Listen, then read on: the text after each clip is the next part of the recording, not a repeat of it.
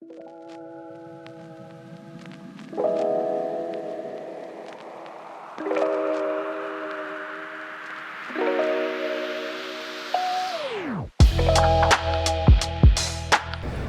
Joe, appreciate you coming by the booth. We're at NADA 2024 at the TVI MarketPro3 booth, and I had the pleasure of meeting Joe Sassin earlier in the show, and he was kind enough to come back and give us a few minutes of his time and thoughts on the industry right now. So, Joe, before we get into any Q&A, would you mind telling us a little about your career up until this point? Tell us about your background in 90 seconds or less. Sure, 90 seconds. Let's see. I've been doing this about 35 years. Started as a technician, worked in management roles, and spent the last 16 years working for a very large privately held organization as the fixed operations director. And then about 3 years ago, I started my own company for parts and service consulting. Fantastic. I mean, that's a tremendous career. Congrats on your success. That doesn't happen by accident. So tell us about BCJS. What does the company do? What product or service do you offer your clients? Okay. Our number one mission is to make sure the end user, which is the client that comes into the dealership, has the best experience possible. Okay. Along the way, I want the managers to be successful, the service advisors to be successful, and the dealers to be profitable. The biggest opportunity I think we have right now is teaching and coaching the staff, the managers, the advisors, on how to set realistic, attainable goals on a monthly basis and a daily basis. Love it. And are all of your services and your consulting and your background based on fixed operations, or do you work with variable operations as well? We do some variable operations consulting. We do a large package of reporting, measuring multiple aspects of the dealership. Our dealer partners that we have so far give us the autonomy to make changes as needed. We work with dealer groups that are looking for the next level of profitability and process. Okay. And let's say that one of our followers that sees this video is like, that seems interesting to me, and they reach out to you. Sure. What would they experience from a consultation standpoint? What does that process look like? Typically, it's the dealers hire me, and we come in the store and we do a deep dive analytics. But the first challenge that we face is typically the managers either don't know we're coming, or they just, you're just another fixed ops consultant, right? I saw a post on LinkedIn not too long ago where everybody's a fixed operations consultant these days. My approach is a little bit different. My experience level is different. There's a lot of really great companies out there. If you're not investing in parts and service right now and coaching your managers, you should. And it's not necessarily my company, there's other companies. Yep. But we've got to help our managers and parts managers and dealers understand that it is a sales department. The service department is a sales department. We need to teach them how to treat the customers as an up without high grossing them. Yep. And then set our goals just as we do in our sales department. Every day the dealer walks in the door, they know how many appointments they have, they know how many units they have on the ground, what they want to manage as PVR. Same thing in the service department. Our capacity, our units are our technicians and our hours. Our effective labor rate is our PVR, and our hours per RO, which I don't really measure that much because I'm a little different than some other guys, but that is your penetration, your F&I penetration. So think about your service department as the sales department, and you'll be more successful. Okay. And there are some players in your space, probably the most credible one, not most credible, but the one that's most widely recognized as a name is JM&A, and there are lots of other consulting groups. Having been in fixed operations for as long as you've been, I'm sure you're familiar with some of those organizations. What makes your organization different? We're more personable, and we have a long-term plan and a long-term coaching strategy that allows for the dealers to use us as a resource.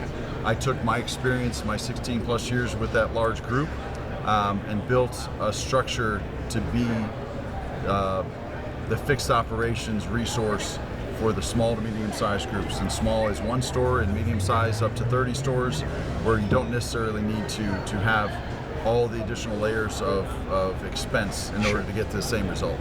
Would it be safe to assume that the service that you provide is custom tailored to the store and not necessarily a rubber stamp playbook that you go out and hand out? Absolutely. I do not believe in cookie cutter approaches whatsoever. Everything is custom tailored to the market, the brand, and the staffing levels at the store. Good man. What DNA would a dealer need to have to be a good candidate to be a partner with you? The dealers at the owner, operators, and general managers have to believe that fixed operations is a profit center. Okay. If once you understand that, the rest of it we can coach, counsel, and teach you into profitability, success, and excellent process.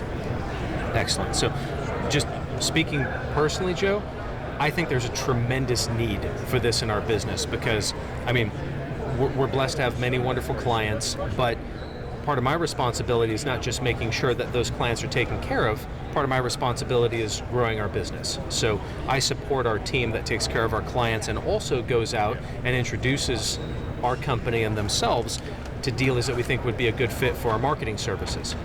And what I find is interesting is if we were to introduce ourselves to 10 dealerships today, 9 of them would say this to the following question. So if we were to ask them, Mr. Dealer, can you handle more work in your service drive today? Because if so, we can bring you more work in your service drive today.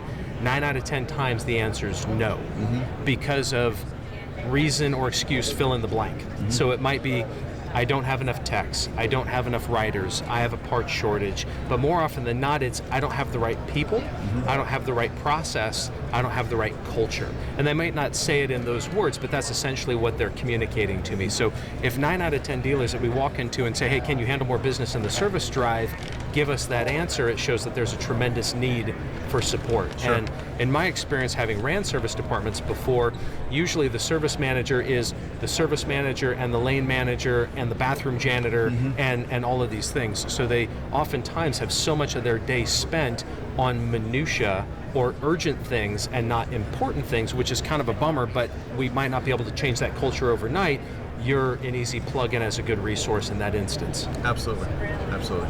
And one of our goals and one of the takeaways in our dealer visits is to leave the managers with a daily, weekly, and monthly task list of how to break their business down. We, as a former service manager, and the largest store I ran was, 50 technicians and 17 service advisors.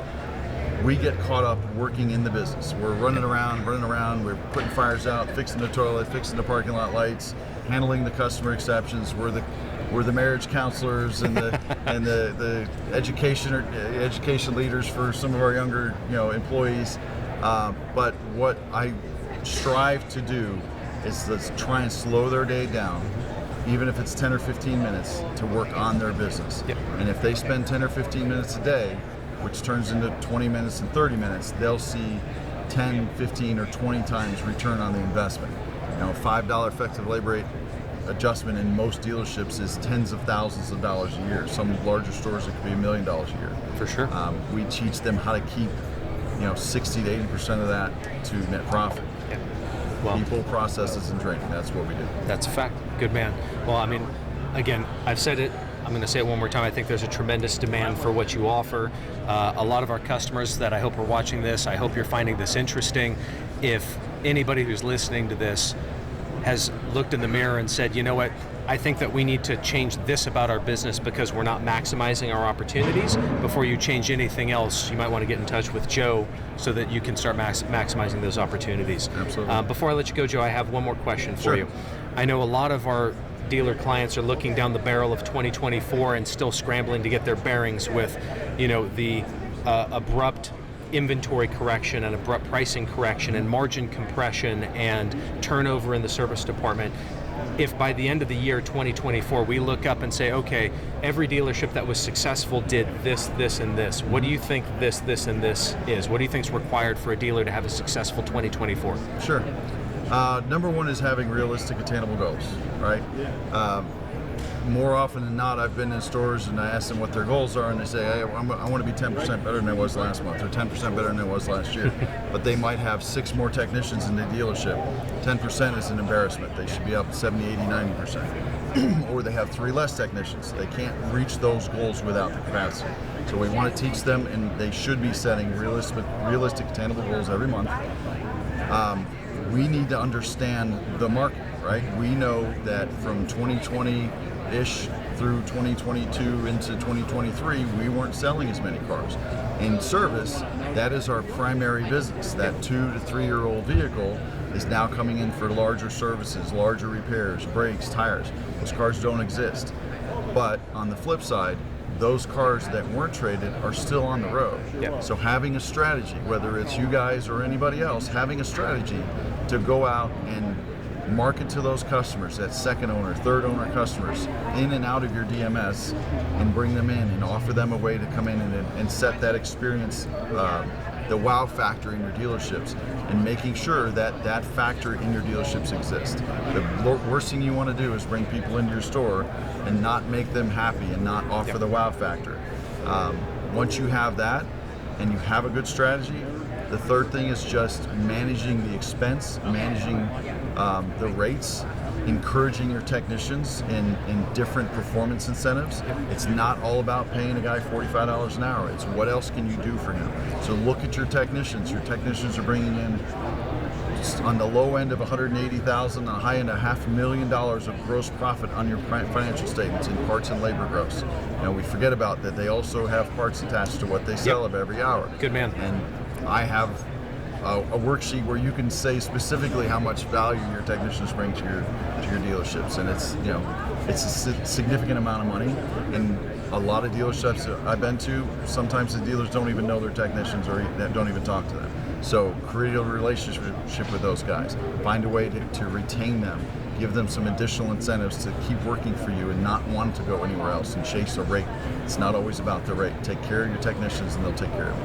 Love it. Great advice. Thank you, Joe. Thank you. If anybody watching this is interested in getting a hold of you, how can they do that? Our website's still in development. It's live, but it's not quite done yet. We've got an 800 number now. It's 855-FXD-OPS, 855 Fix Stops, shorten the Fix, and that's easy to find. A lot of people know me as the Fix Stops Assassin. I'm on LinkedIn. So anywhere, and I have plenty of friends in the business. A lot of people know who I am, and I'd be more than happy to help you out in any way I can.